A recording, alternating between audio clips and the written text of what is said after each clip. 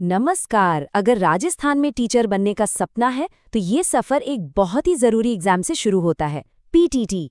तो आज हम इसी पीटीटी 2026 की हर छोटी बड़ी बात को समझेंगे, मतलब एलिजिबिलिटी से लेकर एप्लीकेशन प्रोसेस तक सब कुछ। चलिए शुरू करते हैं। देखिए, जो लोग राजस्थान में टीचिंग को अपना करियर बनाना चाहते हैं, उनके लिए ये समझना सबसे ज़रूरी है। पीटीटी यानी कि प्री टीचर एजुकेशन टेस्ट असल में वो पहली सीढ़ी है, वो चाबी है जो राजस्थान के बीएड कॉलेजों के दरवाजे खोलती है। तो सवाल उठता है कि ये पीटीटी आखिर है क्या? देखिए, ये एक स्टेट लेवल एंट्रेंस एग्जाम है। इसे Vardhman Mahaveer open university Kota conduct कराती है और इसका सीधा सा मकसद है राजस्थान के टीचर ट्रेनिंग कॉलेजों के लिए सही और काबिल कैंडिडेट्स को चुनना। बढ़िया, तो चलिए बिल्कुल बेसिक से शुरू करते हैं। ये समझना बहुत ज़रूरी है कि ये परीक्षा कौन कौन से रास्ते खोलती है और इसे किसके लिए डिज़ाइन किया गया है। पीटीईटी के जरिए मोटे तौर पर 2 तरह के कोर्सेज में एडमिशन मिलता है। पहला है 2 साल का बीएड प्रोग्राम। ये उन लोगों के लिए है जिनके पास पहले से ग्रेजुएशन की डिग्री है। और दूसरा है 4 साल का इंटीग्रेटेड कोर्स, जो सीधे 12वीं के बाद किया जा सकता है, जिसमें बीए बीएड या बीएससी बीएड शामिल है।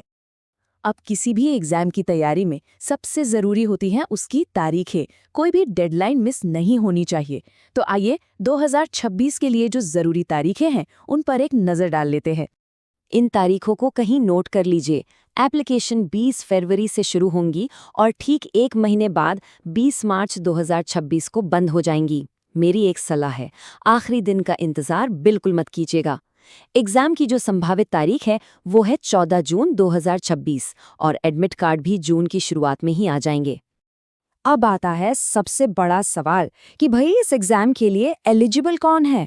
ये जानना बहुत ज़रूरी है। तो चलिए एलिजिबिलिटी क्राइटेरिया को थोड़ा डिटेल में समझते हैं।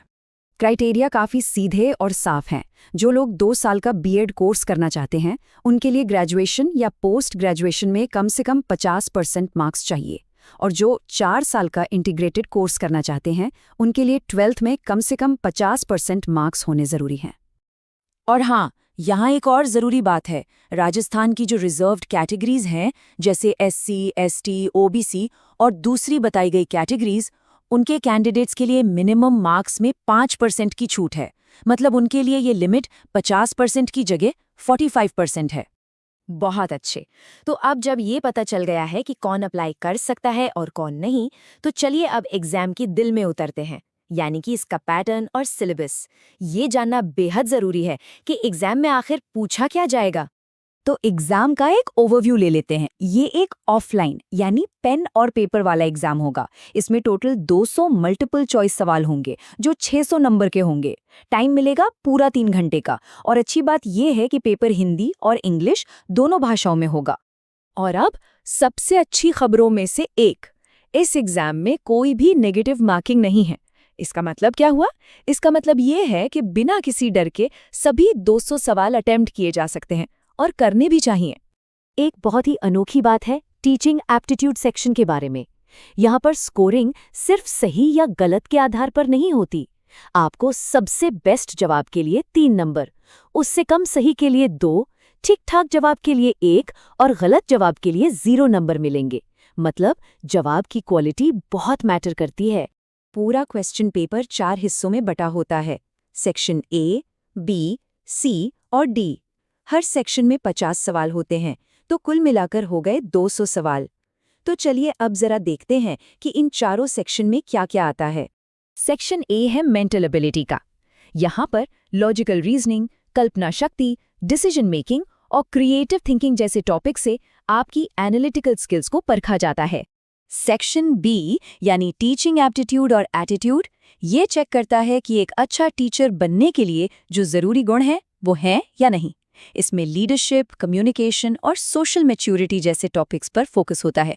और हाँ, याद रखिएगा, यही वो सेक्शन है जिसमें 3210 वाली मार्किंग स्कीम है। फिर आता है सेक्शन सी, जनरल अवेयरनेस। इसके लिए नेशनल और international current affairs, Indian history और सबसे ज़रूरी राजस्थान से जुड़े सवालों के लिए तैयार रहना होगा।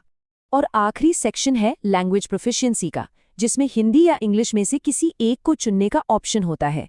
ये हिस्सा ग्रामर, वोकैबुलरी और कॉम्प्रिहेंशन के जरिए लैंग्वेज पर पकड़ को टेस्ट करता है। चलिए, अब जब एग्जाम के बारे में सारी बातें पता चल गई हैं तो अब आते हैं प्रैक्टिकल हिस्से पर। अप्लाई कैसे करना है? अगर इन स्टेप्स को फॉलो किया जाए तो ये प्रोसेस काफी आसान है। शुरू करने से पहले एप्लीकेशन फीस की बात कर लेते हैं। अच्छी बात यह है कि ये सभी कैटेगरीज के लिए एक बराबर है, सिर्फ 500 रुपए। एप्लीकेशन का प्रोसेस पूरी तरह से ऑनलाइन है। ऑफिशियल वेबसाइट पे जाना है, फॉर्म भरना है, अपनी फोटो और सिग्नेचर जैसे ज़रूरी डॉक्यूमेंट्स अपलोड करने हैं और फिर फीस पे करनी है। सबमिट करने से पहले हर जानकारी को 2 बार चेक करना बहुत बहुत ज़रूरी है। जैसा कि ये ऑफिशियल गाइडलाइंस भी बताती हैं, फॉर्म भरते समय सावधानी बरतना सबसे ज़रूरी है। एक छोटी सी गलती भी एप्लीकेशन को रिजेक्ट करा सकती है। और एक आखिरी टिप, फॉर्म सबमिट करने के बाद अपने रिकॉर्ड के लिए उसकी एक हार्ड कॉपी ज़रूर रख लें। तो ये थी PTET 2026 से जुड़ी सारी ज़रूरी जानकारी। सिलेबस, एग्जाम पैटर्न और एप्लीकेशन प्रोसेस सब कुछ अब पता है। अब वक्त है टीचिंग के इस रोमांचक सफर पर अगला कदम बढ़ाने का। तो क्या तैयारी शुरू करने के लिए सब तैयार हैं? चलिए आगे बढ़ते हैं।